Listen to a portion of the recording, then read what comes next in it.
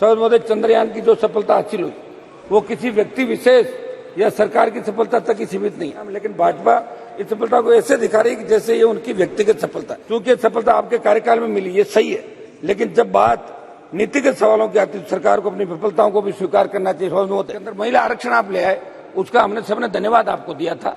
जैसा भी आप लाए अच्छी बात है, कम से कम शुरुआत तो करी। आगे ये भी बैठे थे कई साल, ये भी नहीं ला पाए, आप लाए।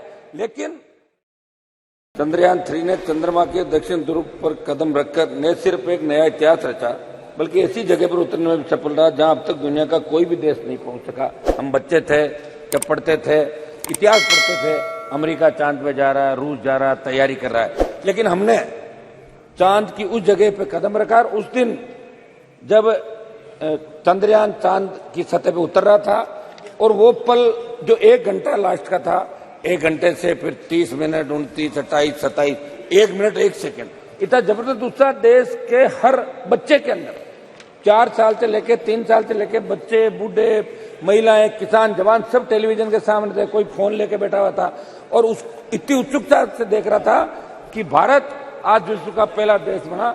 ये हम सब के लिए गौरव की बात है। मैं इसमें हमारा जो भारतीय वैज्ञानिकों की सफलता को न केवल हमारे देश ने बल्कि दुनिया ने, इसे गर्व की बात है। मैं प्रधानमंत्री सहित हमारे मंत्री जी और लोकसभा अध्यक्ष जी का भी इस बात के लिए धन्यवाद कि आज इन्होंने इस पर चर्चा कराई। वैसे 193 में चर्चा होती, लेकिन आज इस पर विशेष रूप से ये चर्चा कराई। और आपका भी धन्यवाद कि आपने हमें बोलने का मौका दिया। 20 जुलाई 1969 को चांद पर कदम रखने वाले अंतरिक्ष यात्री नील आर्मस्ट्रांग ने वहां उतरते ही कहा था कि इंसान के लिए छोटा कदम हो सकता है, लेकिन मानव जाति के लिए एक लंबी छलांग और विश्व के अंतरिक्ष में ये वाक्य लगभग कहावतों में बदल गया। सौर महोदय, भारतीय अंतरिक्ष अनुसंधान संगठन की स्थापना से लेकर अब तक इसरो के वैज्ञानिक वहां काम कर रहे और काम कर चुके कर्मयोगी कार्मिकों की मेहनत से जो सफलता प्राप्त की, उसे पूरा देश गौरवान्वित है।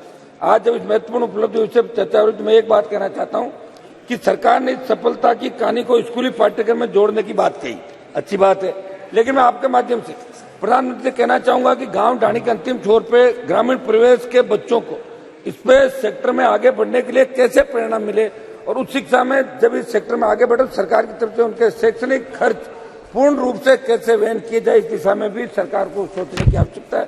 सौर महोदय, चंद्रयान की जो सफलता हासिल हुई वो किसी व्यक्ति विशेष या सरकार की सफलता तक ही सीमित नहीं है। ये हमारे वैज्ञानिकों की वर्षों की मेहनत का परिणाम और इसरो की स्थापना लेकर अब तक इसरो की यात्रा में वहां के वैज्ञानिकों का अथक परिश्रम का परिणाम। लेकिन भाजपा इस सफलता को ऐसे दिखा रही है कि जैसे ये उनकी व्यक्तिगत सफलता है। ऐसे मामलों का राजनीतिक नहीं करें तो अच्छा। हम सब इसमें आपको बधाई देते हैं, ये पूरे देश के लिए गौरव की बात है। सबका आशीर्वाद, सबकी दुआएं, इस देश आगे बढ़े, इसी का परिणाम है कि हमें विश्व में सबसे पहले सफलता मिली। देश की अंतरिक्ष यात्रा की शुरुआत 1960 के दशक में हो गई थी। फरवरी 62 में अंतरिक्ष अनुसंधान के राष्ट्रीय समिति का गठन किया, जिसके सदस्यों में होमी जहांगीर बाबा और विक्रम साराभाई जैसे महान वैज्ञानिक शामिल थे। और चंद्रयान 3 और आदित्य L1 की सफलता वर्षों की मेहनत का नतीजा। समझो, भारत ने अपने अंतरिक्ष कार्यक्रम की एक छोटी सी शुरुआत से की और आज विश्व के सम्मुख एक विशाल उदाहरण स्थापित कर देखा। अगर आप बीते 6 दशक पहले जब भारत ने इस यात्रा को शुरू किया, उस बारे में याद करें, उस समय अमेरिका और तत्कालीन सोवियत यूनियन लगभग चंद्रमा की धरती पर उतरने की तैयारी कर रहे थे। तब हम सोचते थे इन बातों को। इसके बाद के समय से अब तक के भारत ने अंतरिक्ष क्षेत्र में जितनी तीव्रता के साथ अपने स्पेस प्रोग्राम को आगे बढ़ाया, इससे जाहिर होता है कि हमारे वैज्ञानिकों में कितनी प्रतिभा और योग्यता रही होगी।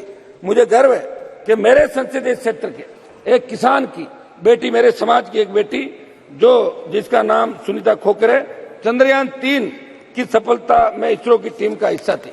सवाद महोदय, चंद्रयान पर भारत के मानव अभियान को लेकर उम्मीद बढ़ी। चूंकि सफलता आपके कार्यकाल में मिली, ये सही है, लेकिन जब बात नीतिगत सवालों की आती है सरकार को अपनी विफलताओं को भी स्वीकार करना चाहिए। सवाद महोदय, मैं कोई इश्यू से भटक नहीं रहा हूं, लेकिन लोकतांत्रिक मूल्यों का अस्तित्व बचा रहे। आज विषय अलग है, फिर मैं कहना चाहूंगा बढ़ती महंगाई को रोकने में, स्थायी रोजगार देने में सरकार नाकाम रही, उसको भी आपको स्वीकार करना चाहिए। सवाद महोदय, मैं लास्ट में मेरी बात समाप्त करूंगा।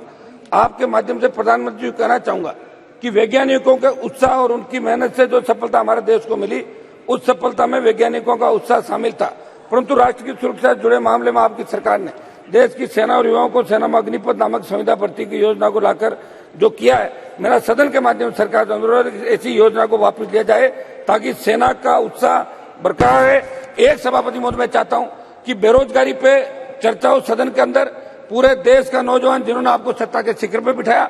दूसरा, एक चर्चा महिलाओं, जो महिला अपराध बढ़ रहे हैं देश के अंदर, महिला आरक्षण आप ले आए, उसका हमने सबने धन्यवाद आपको दिया था। जैसा भी आप लाए अच्छी बात है, कम से कम शुरुआत तो करी। आगे ये भी बैठे थे कई साल, ये भी नहीं ला पाए, आप लाए। लेकिन महिला अत्याचार जो देश के अंदर बढ़ रहे हैं, इसकी चर्चा भी सदन के अंदर पूरे दिन होनी चाहिए, ये हमारी मांग है। और आपने मुझे मौका दिया, मैं पुनः इसके हमारी भारत जो आगे बढ़ा है इसको बहुत बहुत बधाई।